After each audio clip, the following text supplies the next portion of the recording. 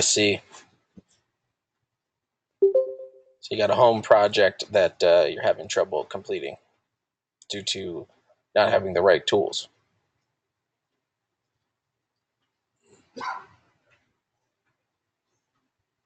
I see some people saying they can't hear. Is it low? What's the problem with the noise? Is it loud and clear? Is it?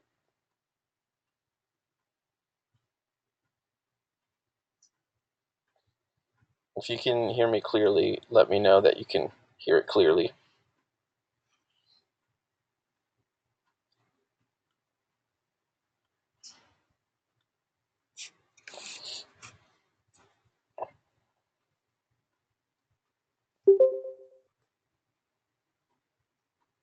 Okay, there's enough people telling me it's loud and clear to indicate to me that if you're having audio issues, it might be on your end.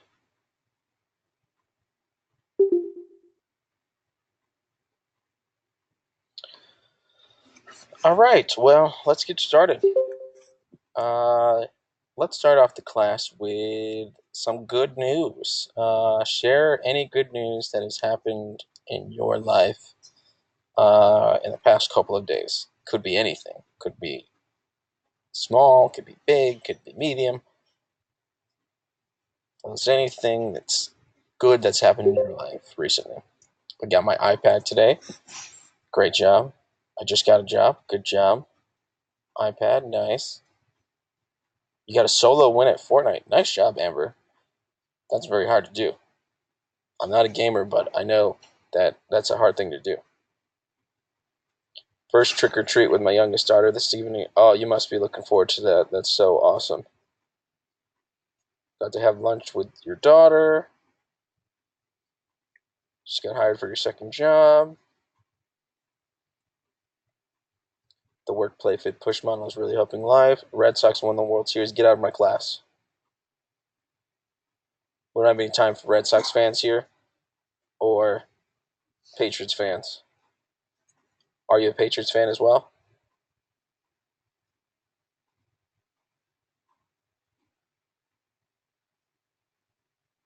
So that's yes, Cherry. You're a Pats fan and a Red Sox fan. You might as well own up to it. We don't tolerate that kind of nonsense at my school. I'm a Bills fan, number one. So your Patriots beat my Bills on Monday Night Football last night. So thanks for that. And I'm a Yankees fan. So needless to say, I'm not too happy about the Red Sox winning the World Series. Yeah. Oh, geez, that's right. I need to hear from you. I will not be calling on you for the entire duration of the class, so don't bother answering any questions. I'm just kidding, of course. But I do hate the Red Sox and the Patriots.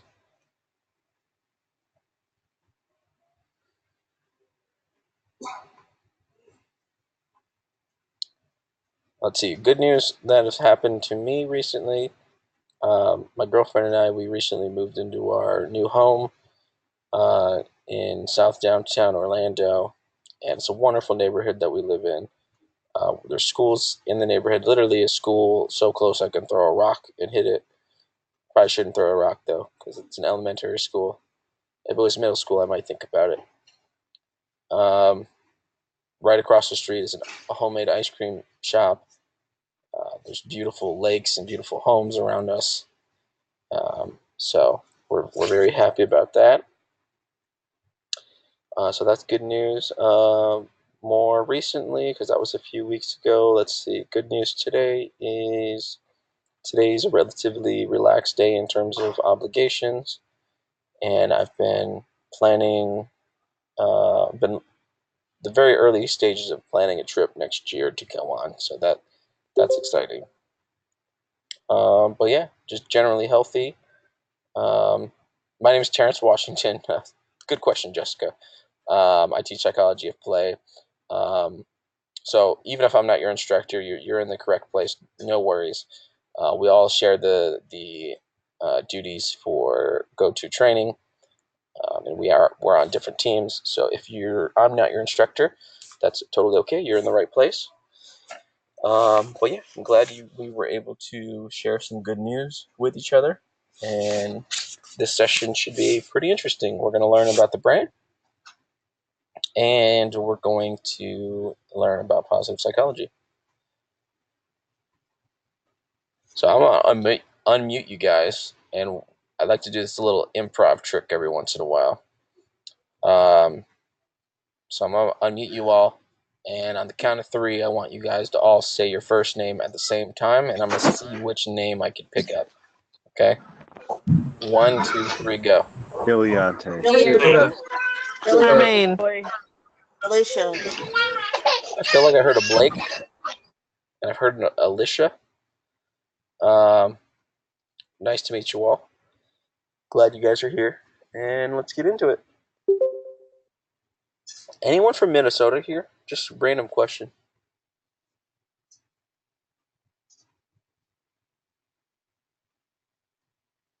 Where are you guys from? Has anyone been to the Minnesota State Fair?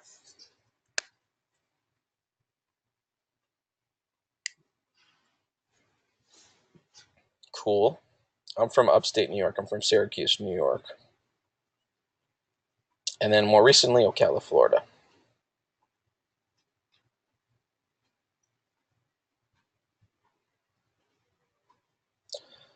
Awesome. Cool. Well, let's get into it, guys. So we're going to learn about the brain, and we're going to learn about this theory called the triune brain theory. And in the triune brain theory, it likes to organize the brain into different parts. Oh, actually, let me just jump on the webcam so you can see my face. Let's jump on the webcam real quick. They have a sitting. I'm sitting in this cool chair at Full Sim. It's like a bubble chair. But hello, my name is Terrence Washington.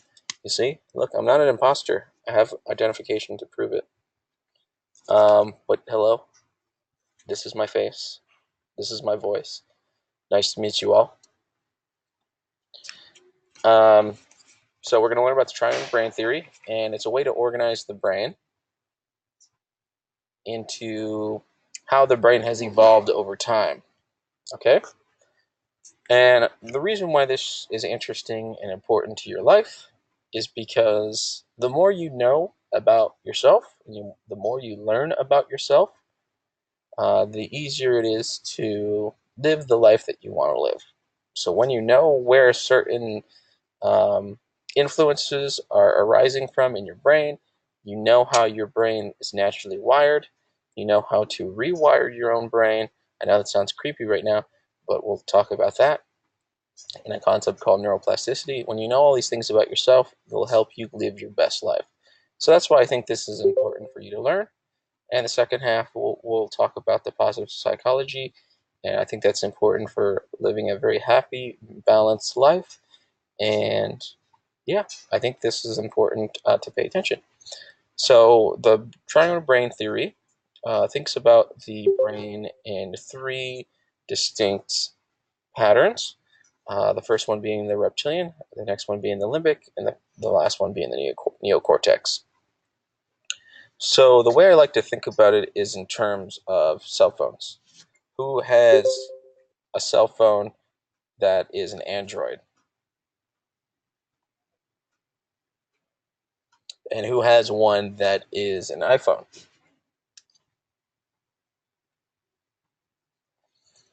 Okay. Generally speaking, when you compare a cell phone from, let's say, 2005 to a cell phone today, how will they be different?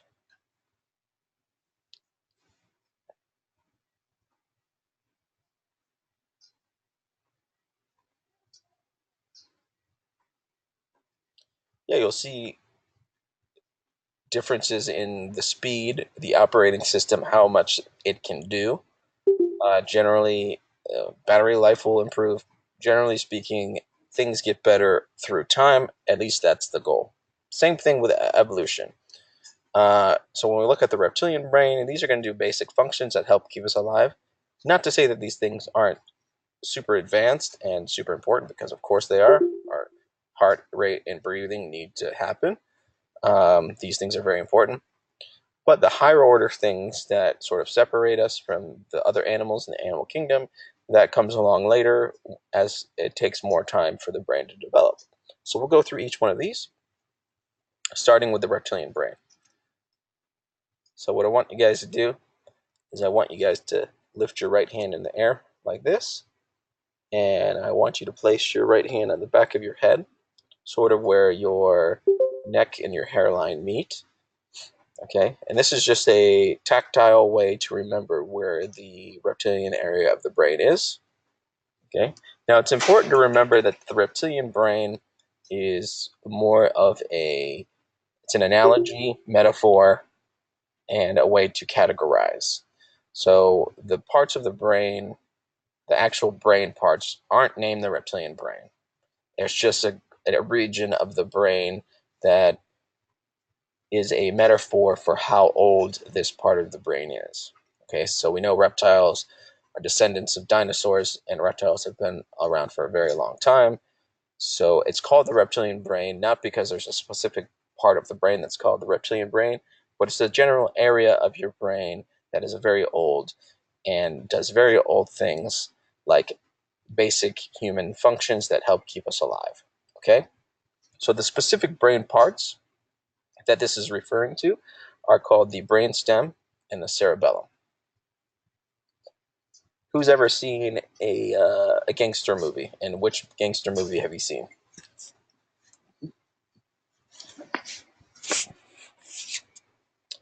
Scarface, South Central, My Life, Godfather. Now, typically you know, I like to go through these anecdotes because hopefully in the future, when you forget a particular concept, you'll think of this personal example that you can relate to your own life, and you'll ask yourself, okay, he made some sort of example to compare it to this concept. What was that example? And if you can remember the example, then you can remember the concept that I was trying to learn. So, in a gangster movie, typically there's an execution scene, okay, where they bring someone out in the middle of the ocean or bring someone near, some body of water, and they tell the person to get on their knees, and they shoot the person in the back of their head. Who knows what I'm talking about in terms of that type of scene that you've witnessed in a movie? Who's seen something like that before? Now, the reason why that's such an effective method for these horrible characters in these movies is because the brainstem and the cerebellum are in the back of the head. Where you place your hand on the back of your head, that's sort of the general area in which your brainstem and cerebellum are contained. Now, why is this important? And what does this have to do with the execution scene? Well, the brainstem and the cerebellum, look at that second bullet point and tell me what they control.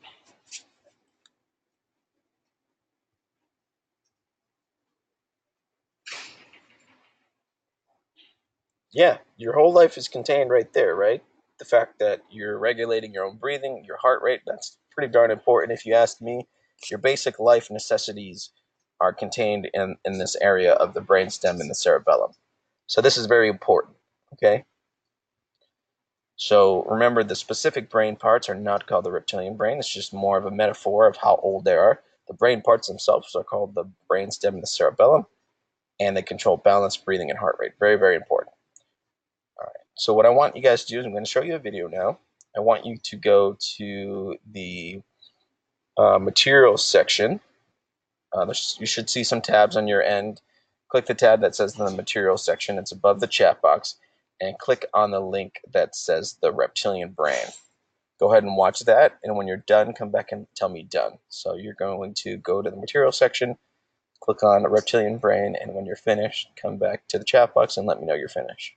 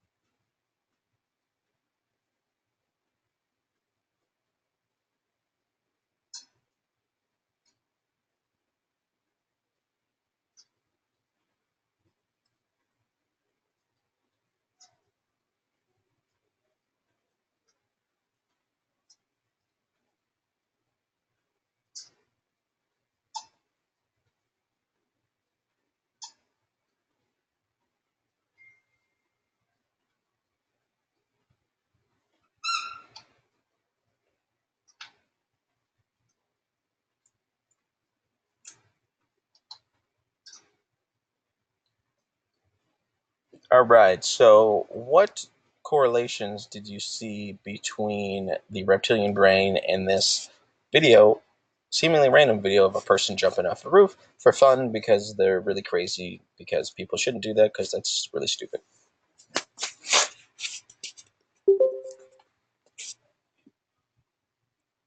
So what correlations did you see between the video and the reptilian brain?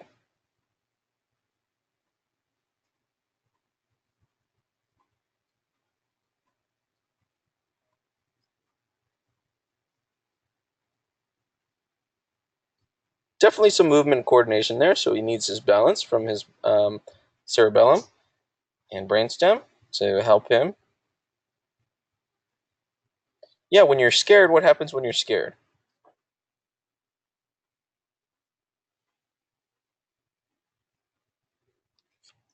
Yeah, your heart rate would increase, your breathing increases. Definitely a lot of brainstem and cerebellum action happening in this video. So in the future, when you think about the brainstem and cerebellum, or if you flip flop it and think about what controls balance, breathing, and heart rate, hopefully you can remember this example and then remember that the brainstem and the cerebellum control these things. Sound good?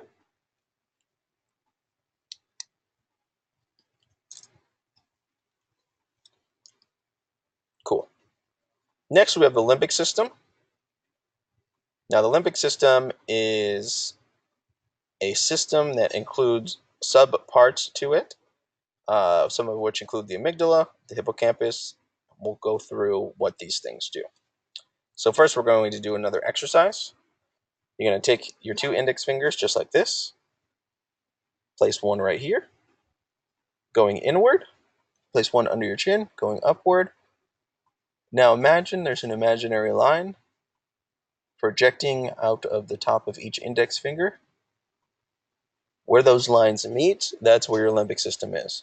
So essentially, if you were to go straight back from the bridge of your nose, you'd eventually get to your limbic brain, your limbic system. Does that sort of help you understand visually where your limbic system is? Great. Now, I'm going to paint a picture for you guys, okay? You have to work at 9 a.m., all right? You guys have to see my eyes for this one. You have to work at 9 a.m. Normally, you get up at 7 a.m. to shower, do your morning exercise and meditation, eat breakfast, and go to work, okay? But for some reason, your alarm doesn't go off, all right? So you're running late. You don't have time to eat. You just jump in the shower, brush your teeth, you head out the door. You get to work in the nick of time, okay? But you've got meetings all throughout the afternoon that you planned on eating your lunch through. But since you had to rush, you don't have any lunch to eat through the meetings. So you didn't have time for breakfast, didn't have time for lunch. Finally, you get home at the end of the day, drive it home, stuck in traffic, bumper to bumper, stomach's growling.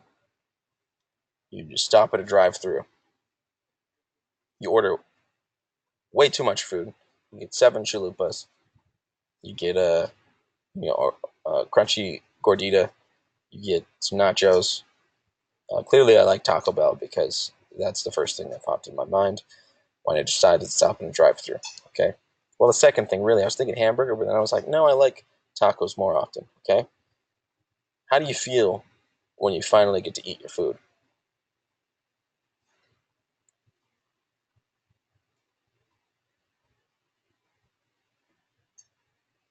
No, it's more than happy, guys.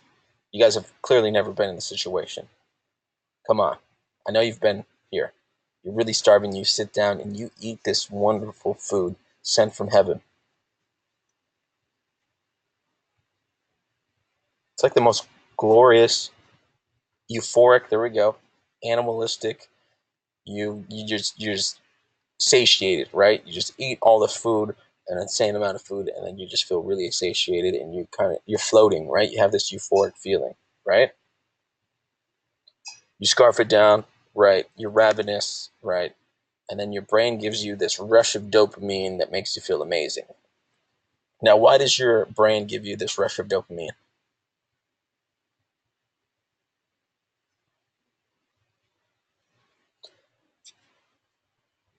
So you'll do it again. And why should you do it again?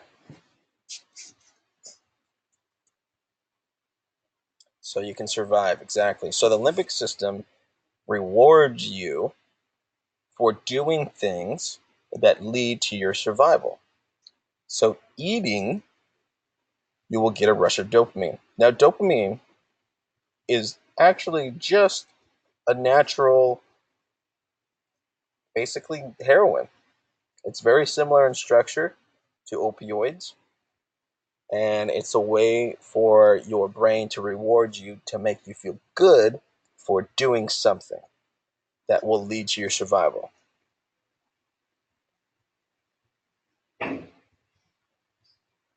That's a good way of putting it, William. I think of the limbic brain as sort of your teenager part of your brain, right? So it's the part of your brain that wants to just do all of the impulses that we have, okay? So when we think of the human reward and things that we will be rewarded for via dopamine for doing, eating is one of them. What might be one of those other things?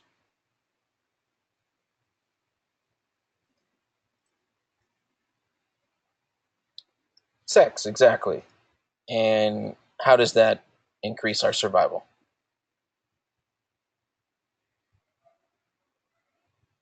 Reproduction, yeah.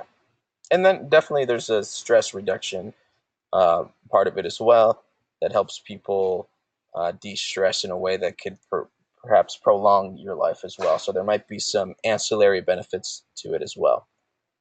But our brain wants to reward us for doing these things that will help us do it again because it feels good and we like the way it feels. We'll want to do it again. Okay, so first thing, or I should say, one of the things that the limbic system does is it rewards us for doing things that lead to our survival. Now, the lens in which I want you to see all of these things are through survival, right? Because the limbic system is helping us stay alive. That is one of the main purposes of the limbic system. It is helping us to stay alive. So everything that you see is through the lens of survival. Okay? And now, when we talk about emotions in the limbic brain, these aren't necessarily going to be your higher order longings about what you want for the future or your not necessarily your thinking about choosing a particular mate and weighing the pros and cons of that. These are going to be your survival based emotions like aggression, okay, or states of being in a way.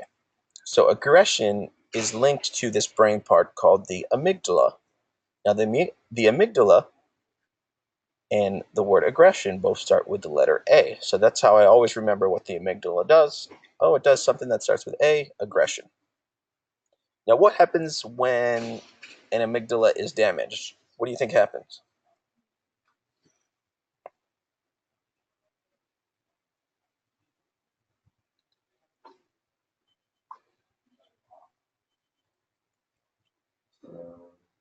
Yeah, so a lot of people, it's unclear which direction it would go, but if the amygdala controls aggression, if it's damaged, therefore it can no longer control aggression, people become really docile.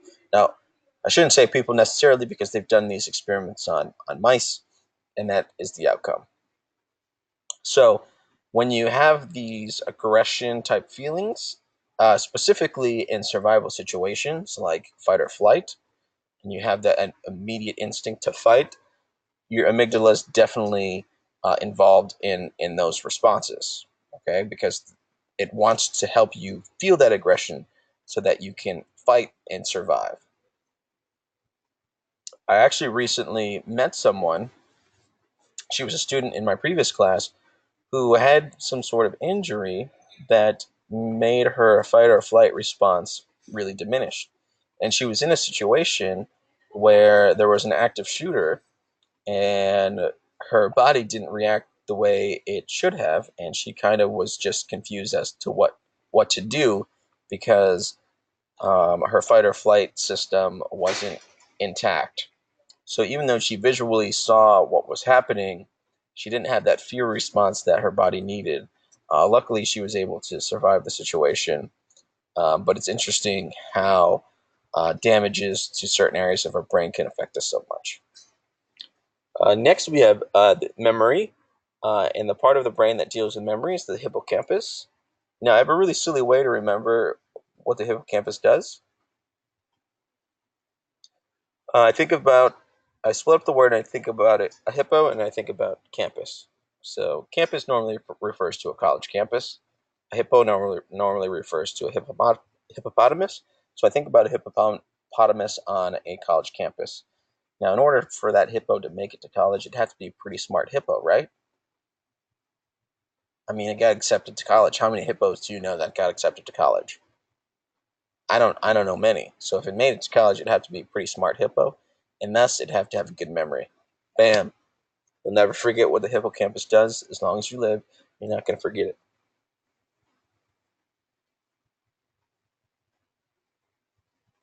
So what the hippocampus does is it takes short-term memory. So we have an experience, right? And we don't like to. A lot of people don't like to think of themselves as robots, but you guys are just advanced robots. We all are. So you have a particular stimuli that comes in, boop boop boop boop boop, numbers and codes and shapes and stuff, goes in your hippocampus. Your hippocampus then does its work and then stores that in long-term memory. So your hippocampus takes stimuli from short-term memory and helps it get stored in long-term memory. So think about the hippocampus as sort of the librarian, right? So you take a book to the library, and the librarian will put the book on the shelf. Okay. So who's ever seen the movie 50 First Dates with Adam Sandler and Drew Barrymore? Yeah, and describe what happens in that movie. Briefly describe what happens in the movie.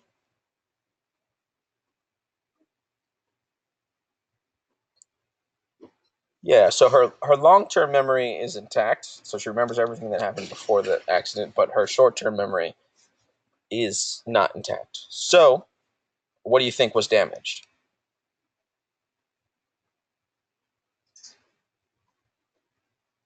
Her hippocampus, exactly. She couldn't encode new memories into long term memory. Her librarian was out for the day, but the librarian was out every day. Okay? Next, your limbic system deals with these value judgments, and remember, very, very, very important. This is all in the concept perspective of survival. So your limbic system helps you make snap judgments that will help you survive. So who's ever had an experience where they're just on a bus or something, or they're at a party, they meet someone, and you meet the person, and you're just like, I don't like you. I don't know why. You haven't really done anything to me, but you're thinking in your head, I don't like this person. They just give me a bad feeling. They got a stupid face. I don't like your presence, your aura. Just get away from me. This is your limbic system, okay? And it's your limbic system judging very rapidly if this person is threatening or this person is safe, okay? Very rapidly, your limbic system figures out if someone is truthful or deceptive. You might have this while you're dating a new person. Oh, I don't trust this type of person, whatever it may be. Now, luckily, since civilization has advanced, we don't have to use our value adjustments in directly um, life-threatening situations, but these things do mirror life-threatening situations from our past as hunters and gatherers.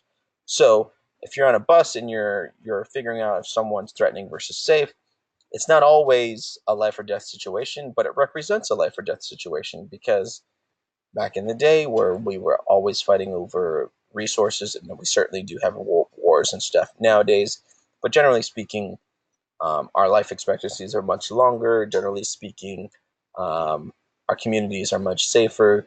Um, but these situations nowadays, they represent things from our past that helped us survive. So being able to immediately judge if someone's threatening or safe or truthful or deceptive meant life or death in a lot of situations, and it certainly means life or death now, but not in as many situations. But these things help us keep alive. Okay, so if someone is giving you a bad feeling on a bus or something, it could just be your amygdala or your limbic system in overdrive, or it could be you're actually picking up on something very serious. Maybe the person has a gun and they're planning on doing something. Maybe they have a bomb. Maybe maybe they just remind you of someone from your past. But definitely pay attention to your gut instincts, but then use your neocortex, which we're going to talk about in a second, to weigh the pros and cons of if you think your limbic system is correct. Now, we don't always have time to evaluate things, and sometimes we just have to trust our gut. But it's good that we have this initial instinct that'll help us make judgments. But then it's up to us to analyze those things and to see if those judgments are true. So, for instance, if I see someone with a bunch of tattoos, my initial bias may be a little bit of fear. Maybe I might think the person was in prison because they have so many tattoos, especially if they have a tattoo on their face. And that's a personal bias. And we all have these biases, and it's okay. Uh, it's what you do with the bias after that, right? So it's what you do with the bias after that. Yeah, and I'm sure you've had people who have unfairly judged you, so that's a great example. So it's what you do with the judgment after that. Um, so, and I think that's an important conversation to have. So we have these snap judgments about people, and in certain cases they're correct. That's why they've helped us keep us alive. And then in other cases, when you have time to readjust the way you think, you should definitely do that. Because it wouldn't make sense. Just like we all pretty much know, it would be offensive to assume that if you're on a plane with someone who seems to be from the Middle East, it would be offensive to assume that the plane ride would be unsafe. Um, so we shouldn't make these assumptions about things and just leave them at face value. And it's interesting how we have these judgments about certain types of people, but then we let the judgments go about other types of people. So, like for instance, some people would admit to having a personal bias against people who are from the Middle East. However, if you compared that to most of the active shooters and mass shootings in our country, most are done by people who are American, and many of them who are non-minorities, many of them who are white people, but most people aren't afraid of white people. So it's interesting how our brains pick and choose which value judgments to stick to and which to leave. So it definitely has a purpose, but definitely be aware that the purpose is not always correct. All right, so let's go to the video section, or sorry, the material section, and click on the link that says the limbic brain.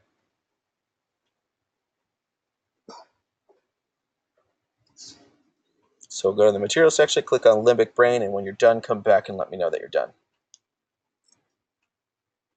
Your limbic brain definitely, yes, Korea or Korea. Sorry if I'm pronouncing that wrong. Your limbic brain definitely contributes to fight or flight for sure.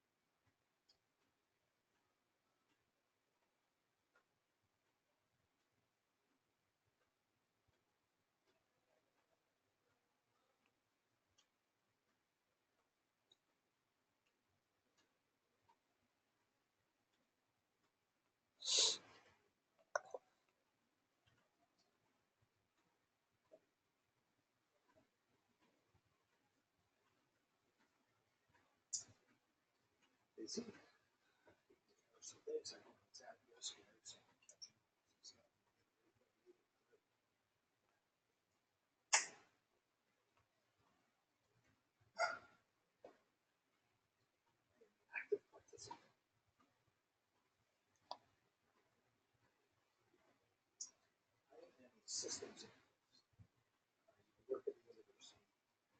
Basically, context. So, in other words, like the phone system, all of those systems that match it.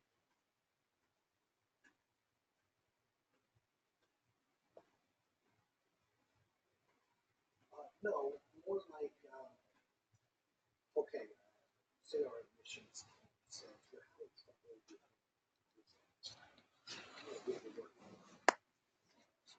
we want to make it more efficient. We can provide tools for them, software tools. We can get them with additional reporting. There's a lot of ways we can. I try to formulate a way to help achieve their goals and make that happen. So it's more of an analyst position.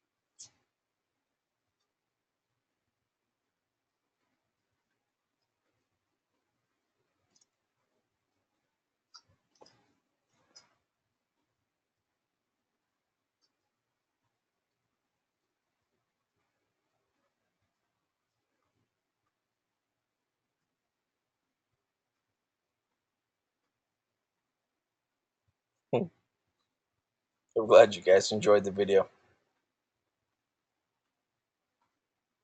Now, what correlations between the video and the limbic system did you see?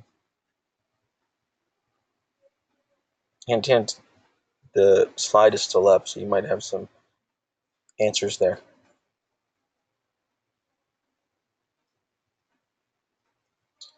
Definitely some emotions there, and we saw aggression in particular there, for sure.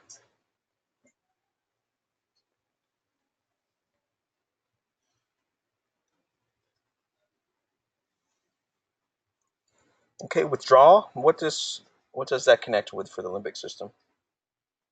She definitely felt threatened with things being taken away, for sure. What type of hippocampus correlations did we see?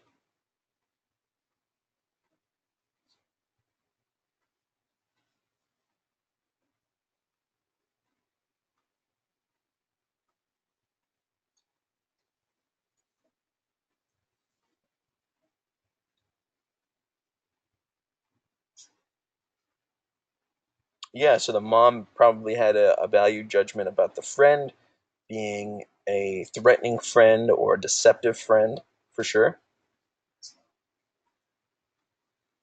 And the parents were drawing on their long-term memories that were encoded by their hippocampus, and they were drawing on memories from their childhood.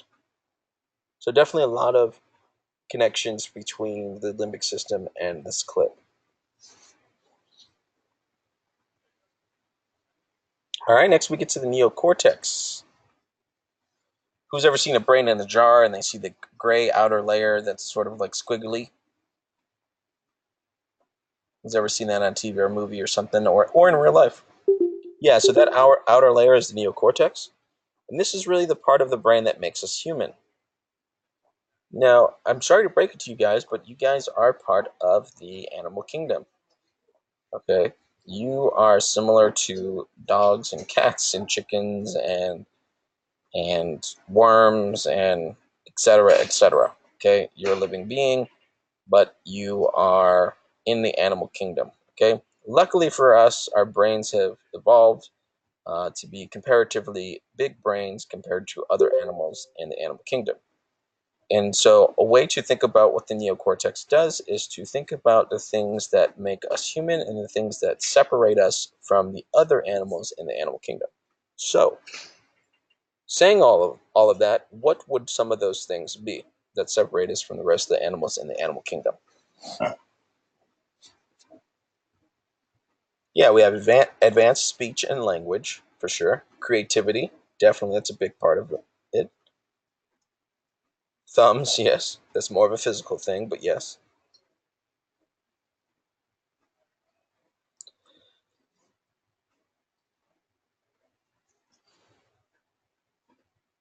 Ability to stand, love, definitely. Although I would argue that a lot of animals do love for sure. I've seen some horrific videos of I saw this one video of a mother gorilla who had lost her infant. The infant died, and she was just grieving over her baby. So I definitely think animals do feel love, but maybe we understand it on a conscious level a bit differently. Yeah, self awareness, that's a big one. Yeah, so certain things that make us a little bit different are our consciousness, the fact that we have that subjective experience of being ourselves. So that's all consciousness really means. It means we have some sort of experience, and then we're aware that we're having that experience. So I think, therefore I am, sort of thing. Judgment. Now, this is more than just the judgment we used in the limbic brain, because it's not necessarily just judgment that we use for survival. It could be things like, what college should I go to? What type of person should I marry? What state should I live in? What type of degree should I get? Remember, the limbic brain is more survival based, and the neocortex is not necessarily as much survival based. So, if the limbic brain is sort of your teenage version of yourself, think of your limbic system as sort of like the part of you that just wants to eat bad food all the time, wants to, we'll call it, procreate with as many people as possible, um, wants to, do all these wild and crazy fun things to fulfill all of our desires. That would be the teenage part of yourself. That'd be the limbic system. The neocortex is what I like to call the mom part of our brain. What are moms known for?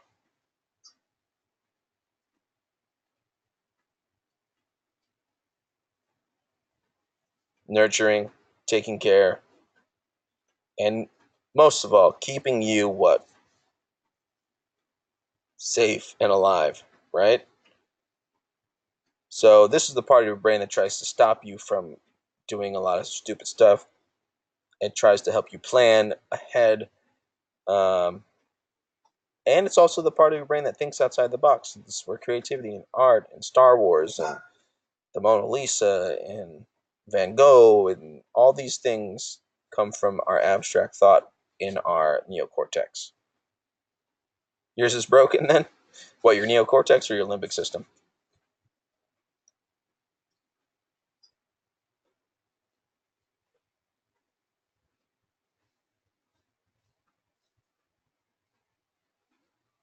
So our neocortex deals with things that make us human, and it does have four lobes.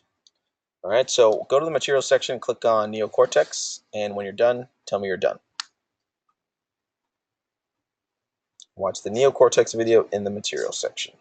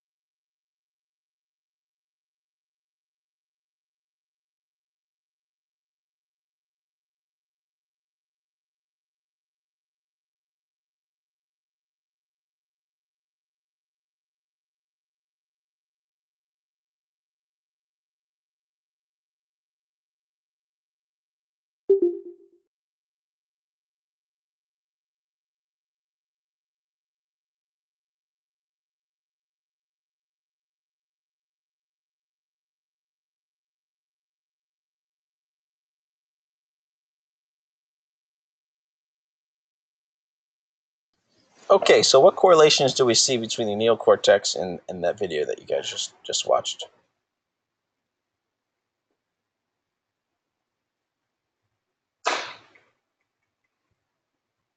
Judgment for what is the best move, taking ownership, certainly using abstract thought, because chess is a very complex game, so you need to use abstract thought at times to quickly decide how to solve a complex problem.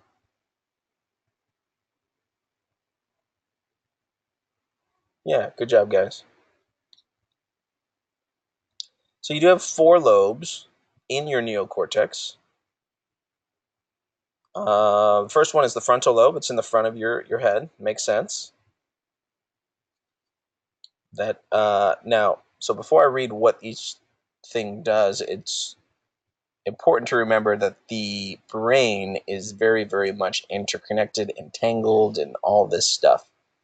So something may appear in multiple areas of the brain, uh, and just because something appears in one area doesn't mean there's not neurons in the other parts of the brain that help it out. Okay, so these are just general rules, not hard, fast rules. All right, so the frontal lobe deals with reasoning, planning, speech, movement, emotions, problem solving. The temporal lobe, which kind of makes sense because it's near the ears, deals with auditory perception, memory, and speech. The parietal lobe on the top of your head deals with movement, orientation, recognition, perception.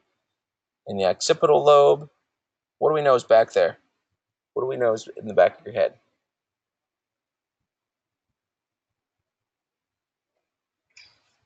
Down here, we have the brainstem and the cerebellum, right? And right above it is the temporal lobe, and right behind it and up a little bit is the occipital lobe. It deals with visual processing. All right, so this is a cool idea called neuroplasticity. And to oversimplify it, for the sake of time, what it means is when you experience something new, your brain will change its connections. Your brain communicates complex tasks like lifting your hand. Now, that's a complex task because, as simple as it seems to us, there's a lot of neurons involved in it. Your brain communicates with itself through neural connections, and neurons can communicate with other neurons through synapses. So when you experience something new, your brain will figure out a way to communicate with itself to fulfill that behavior. So if you're learning how to shoot a basketball and you do it over and over and over again, your brain pathway creates a connection that's so smooth and so well run that we have something called muscle memory, where you just don't even have to think about it that deeply. You can just shoot a basketball like Steph Curry.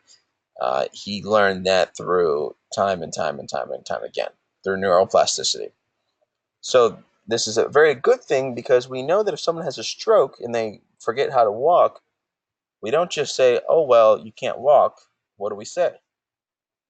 If we know the brain can change, what do we say?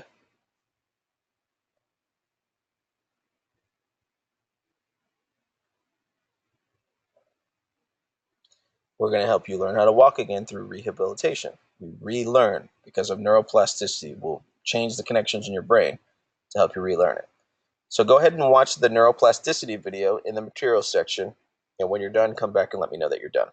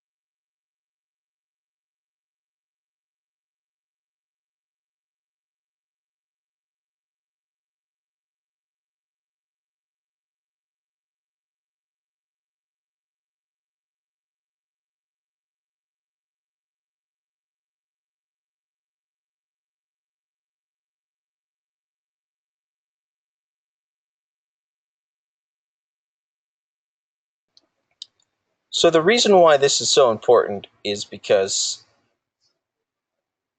well, there's this great quote we have from Henry David Thoreau. It says, "A single footstep will not make a path on the earth, so a single thought will not make a pathway in the mind. To make a deep physical path, we walk again and again. To make a deep mental path, we must think over and over again the kinds of thoughts we wish to dominate our life." And so it's important, this concept is important for two reasons. Number one, intervention. When we have a stroke, heart attack, whatever it may be, we can change our brain to improve and recover. Okay. And number two, which most people don't focus on, what we need to focus on is once we understand that how the brain works, which we do understand a lot about the brain, and once we understand this concept that our brain can change, we can actually prevent bad things from happening altogether. So by doing lots of brain games, we might be able to slow down the onset of Alzheimer's, and there's studies to support this. If we teach people how to have good habits and healthy habits and happy habits, we can reduce the amount of people that suffer from depression and anxiety, things like that. So it's good for intervention and prevention. So that's a little bit about the brain. We're going to take a 15-minute break so I can go get a drink and get some food real quick. And we're going to talk about positive psychology starting at 3:15.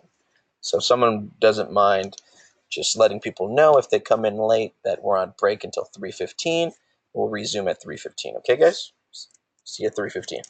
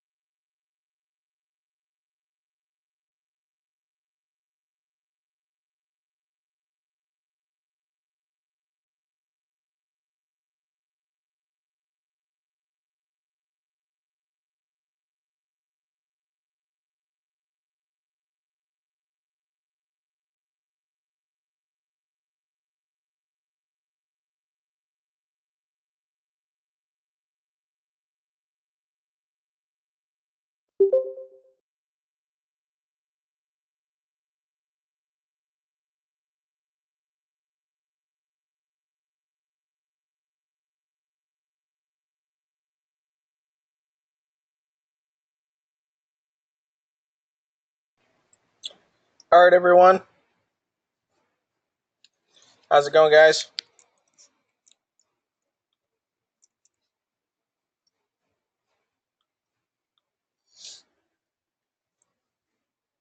All right, we are back in business.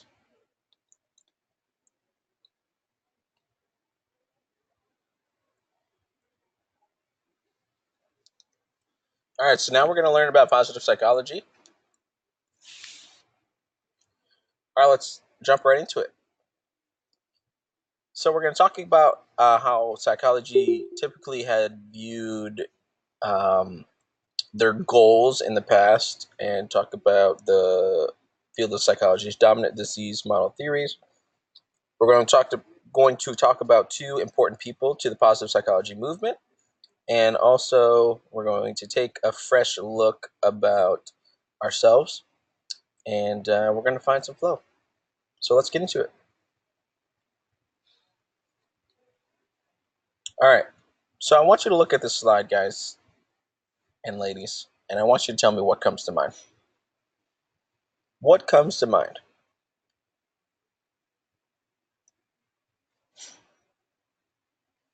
We have strength, human, me, identity.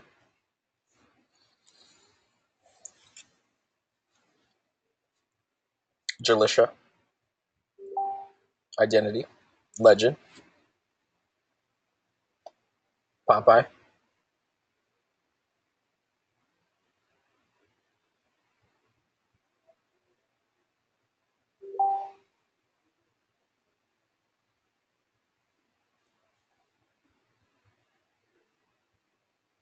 awesome, creative,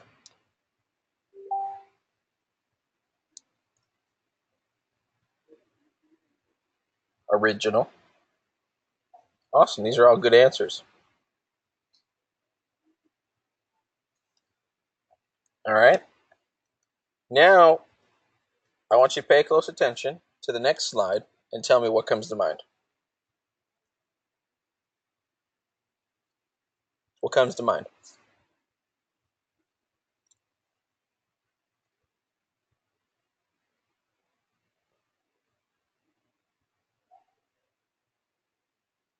I am me, a statement.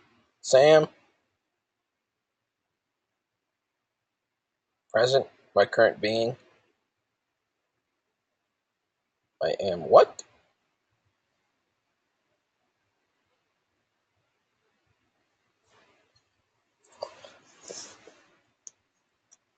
Not a full being. Okay. How many people were confused by the second one?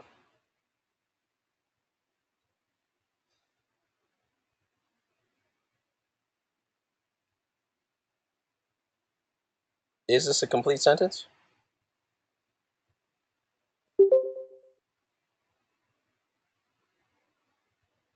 Yes, it most certainly is a complete sentence.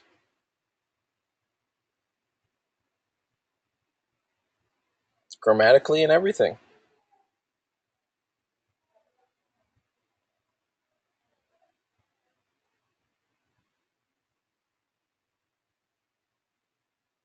Here's the way I see it.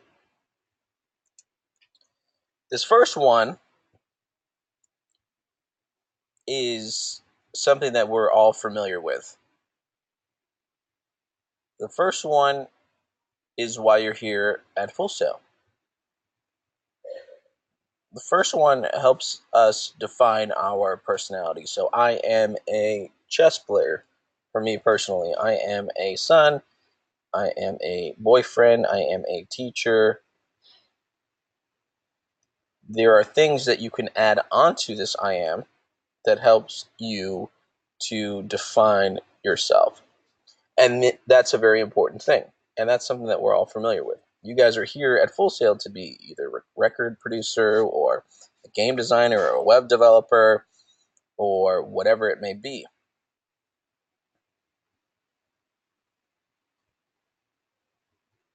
And you should be concerned with adding things onto your personality and using things to define yourself. But the second one is something that we all need to do a better job at. Because your worth doesn't come from what you can add on to the end. Your worth comes from being.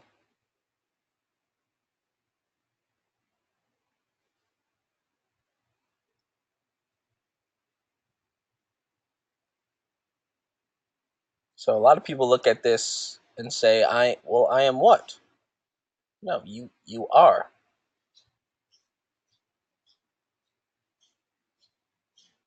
And until you can say that and it makes sense to you and you get what I'm saying,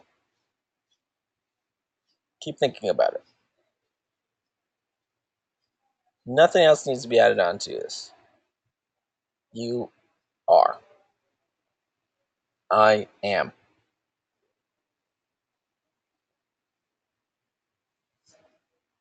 We'll be revisiting this soon. But first, I want to talk a little bit about World War II. Strange transition, I know. What do you guys know about World War II?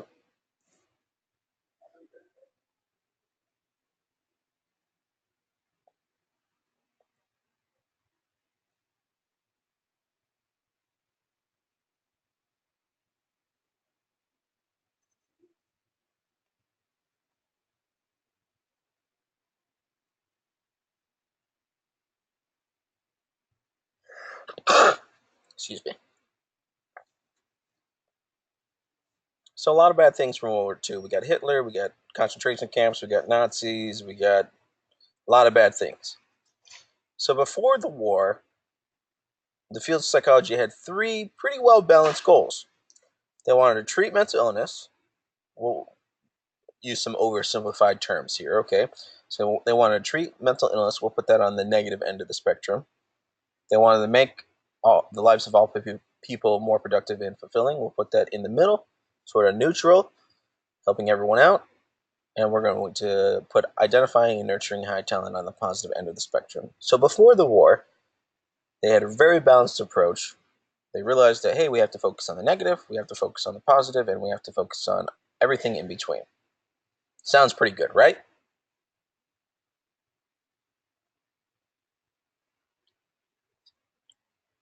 Right. All right. Then the war happens. Okay.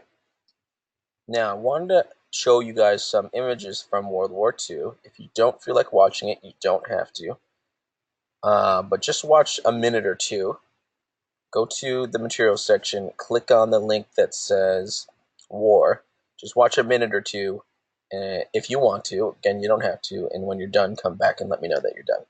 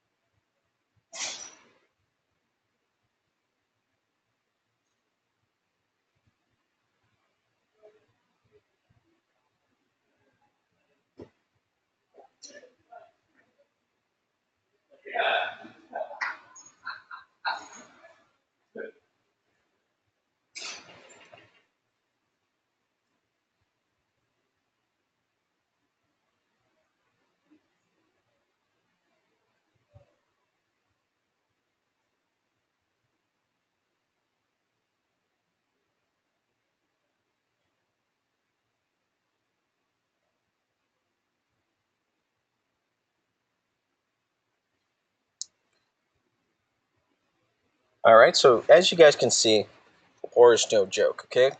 And war impacts how people focus on particular goals. So if we shift to from pre-World War II, and we're looking at these well-balanced goals here, and we move to post-World War II, how do we think the focus on these three goals shifted?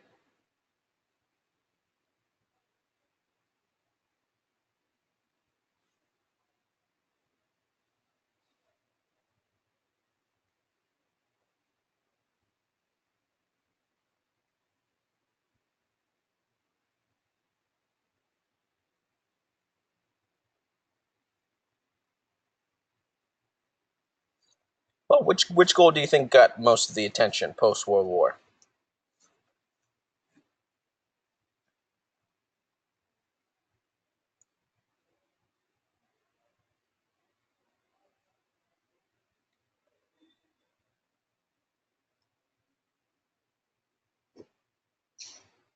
Well, the first one would get most of the attention because you have a lot of soldiers coming back with PTSD. Back then, it was called shell shock.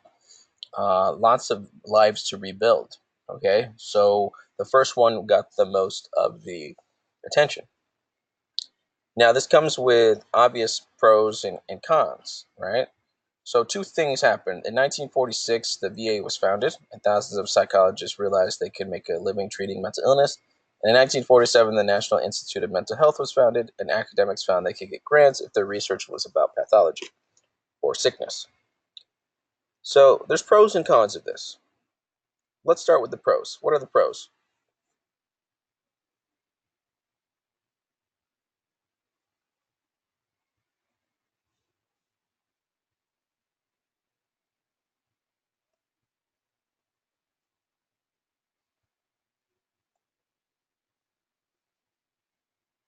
We have advancements in medicine, or in this case, treatment.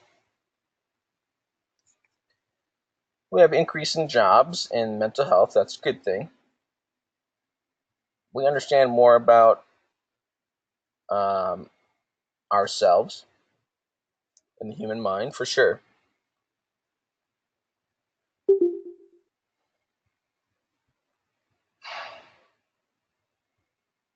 What are cons of this?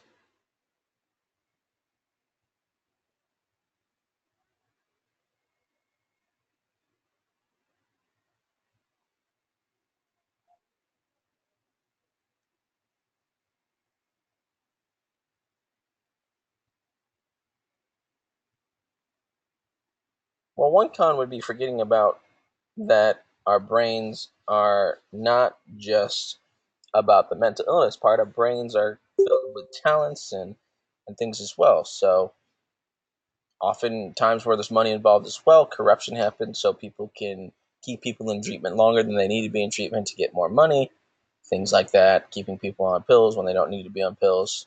Again, there's pros and cons of these things. Well, these two guys came along. One's named Martin Seligman,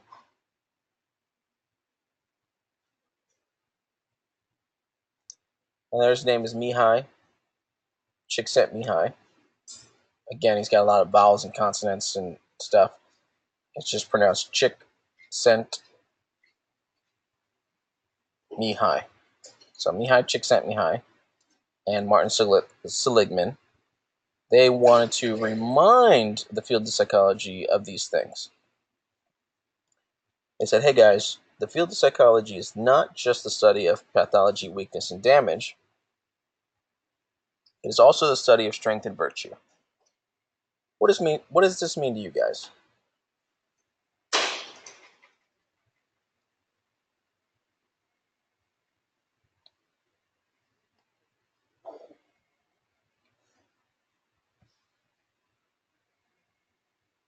No, I wouldn't say no more focusing on the negative. And that's a very important nuance that I want you guys to know.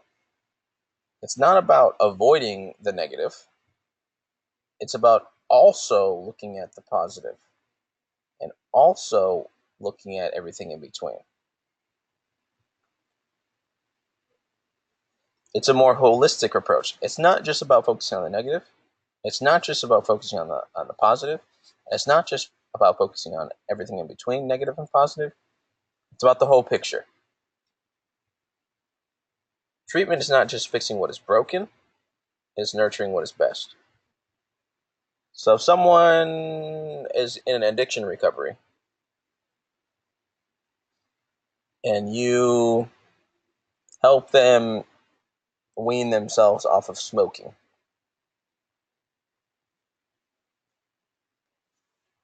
is your job complete?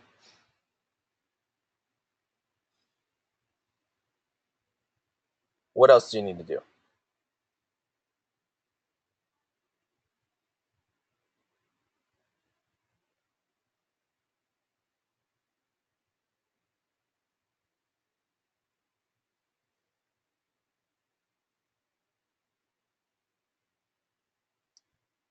You have to come up with a relapse prevention plan, build their confidence. Yeah, oftentimes people with addiction have ruined some of their social um, friendships or relationships. People with deep addiction oftentimes need a job, things like that, right? Someone comes in for depression, you take their depression away. Are they necessarily all good to go for the rest of their life?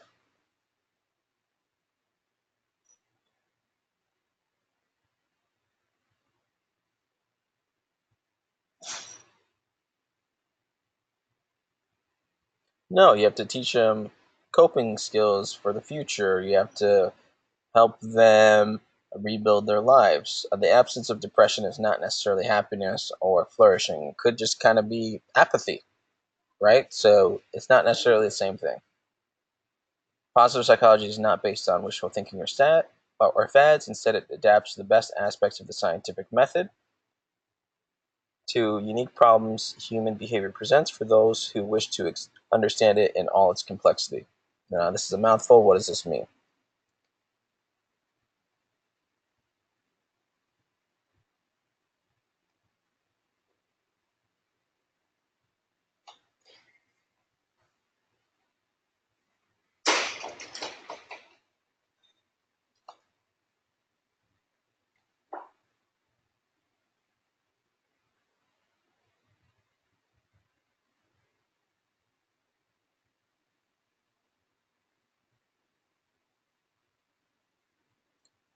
So, this means that we're not trying to sell you some late night infomercial or some fad or whatever. It's based in science and things that have been tested.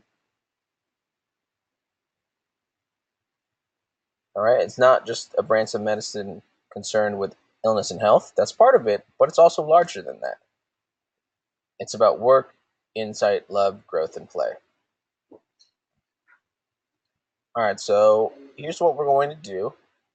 I want you guys to watch the happiness advantage video, but you'll have to do that on your own time. So basically, the happiness advantage talks about ways in which we can have more happiness and wellness in our life. And one of the ways is a random act of kindness or a conscious act of kindness. And so here's what we're going to do. I want you to call someone right now. And what you're going to do is you're going to call someone and you're just going to make their day. You're going to express your gratitude for that person. This could be a parent that you just want to tell, I appreciate you. This can be a friend that you promised you to keep in contact with and you didn't. This could be an old teacher who had an impact on your life. This could be your significant other. This could be your child. You're going to call the person and you're going to talk to them briefly and just make their day and show your gratitude some way. Now, here are some rules. Rule number one is if they don't answer, you have to leave a voicemail. Rule number 1A is after you leave a voicemail, you must attempt to call at least one more person. If they don't answer, leave a voicemail as well. Okay? Now, you can tell them that this is an assignment to make it less weird or awkward or whatever. And you can call the person and just let them know, hey, I'm in class right now. It's for an assignment, so I only have 5 minutes to talk. But hey, this is what I want to do. All right? Actually dial someone's number and actually try to talk to someone on the phone. I want to discourage you from only sending an email or a tweet or something. First resort, should be to call someone. If you can't get a hold of anyone, then you can do something else. But go ahead. I'll give you about 10 minutes, 5 to 10 minutes for your call. We'll reconvene here at about 3:40 to 3:45. I'll check up on you guys. Okay, so go enjoy your calls.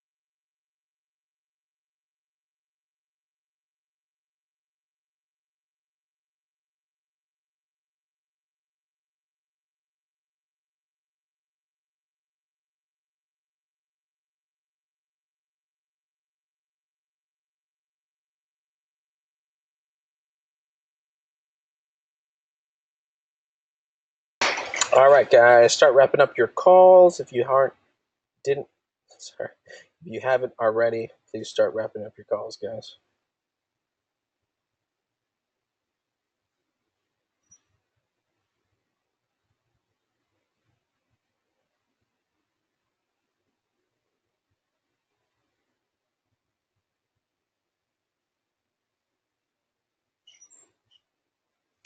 Hey, it's funny you say that, Paul. One semester, I had a guy called Papa John's to express his gratitude.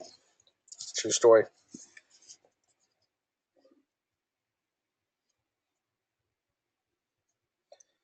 All right, just give me your guys' general reaction of that activity that you just did.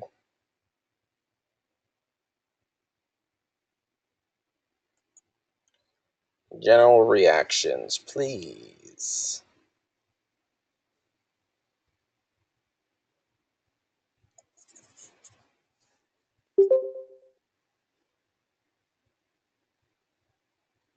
Happy to do so, even though it was awkward. It was cool. It felt good.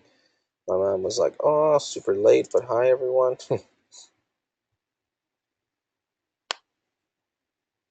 Surprised, so my friend was shocked at first, and it felt great to talk to him, but I think I risked his job. I called my mom. Yeah, these are typical reactions. Oftentimes, we feel good after we make these calls, and then we also sometimes inform ourselves that it felt a little bit awkward. And I think it feels awkward, or people are suspicious at times, because we don't do it enough. Kindness should never be seen as, oh, what do you want? Or this is awkward to show kindness. And I think it's only awkward because we don't do it enough. So these 5 things that you see on the slide are ways to promote positivity and happiness in your life. Remember, positive psychology is not just focusing on the positive. So if you say that, it's probably make your instructor very angry. Positive psychology is not just focusing on the positive. Be positive, make positive changes. It's a holistic approach to our wellness and well-being. You have to know what is wrong. You can't just deny that. Okay, so you have to know what emotional or mental things that you are personally dealing with at any given moment. Uh, positive psychology is not saying forget about those things. You have to be aware of those things. You have to be aware of your everyday routines and everyday life and your moments where you're just like, okay. And you also have to foster wellness and positivity and show your gratitude and exercise and meditate and be kind to one another, connect to your human beings, realize that you're good at things, foster those good things. So positive psychology encompasses all of those things. All right. Now, I want to encourage you guys to watch the Happiness Advantage video because it's a great video that is very integral to what we teach in week 2. And so go ahead and watch that Happiness Advantage video. And after you're done, go ahead and click the link because I will end the session after you guys click on the link. But it's in the material section and it's entitled Happiness Advantage. Go ahead and click that link now before I close out the session. But I'll stick around for a couple of minutes to answer any questions you may have.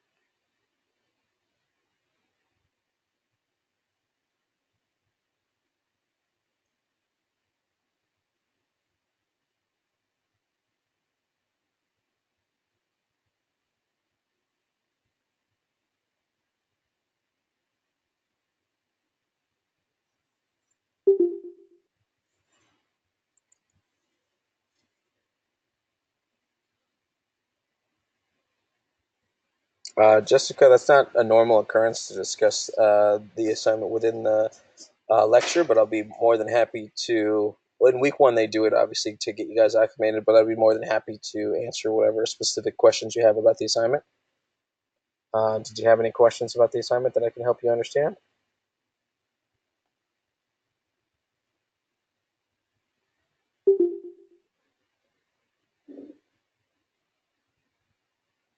If you guys, yeah, you guys are dismissed. You can leave whenever you want.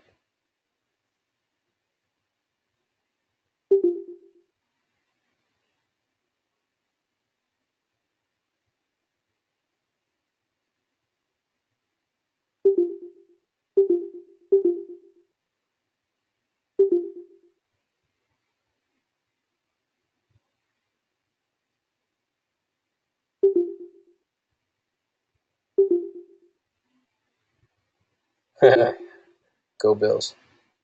I think she was asking about the week two discussion board, as I'm assuming what she was asking about.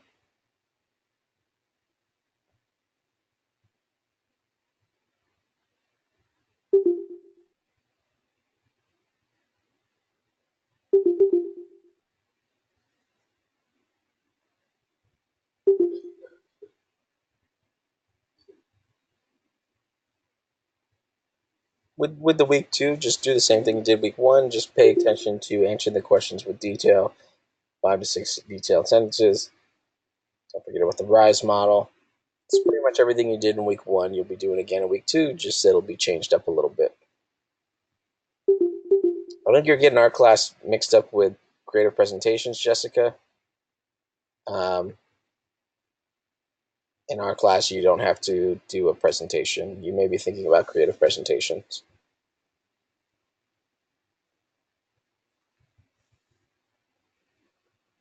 This is psychology of play.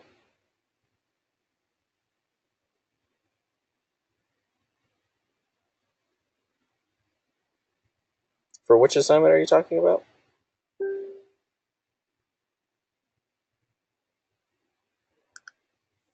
I can pull it up, but I didn't.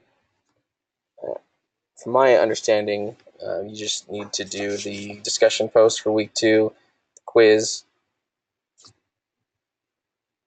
watch this lecture, do the reading. Okay. Sorry I couldn't be more helpful. I'll see you guys soon. Thank you.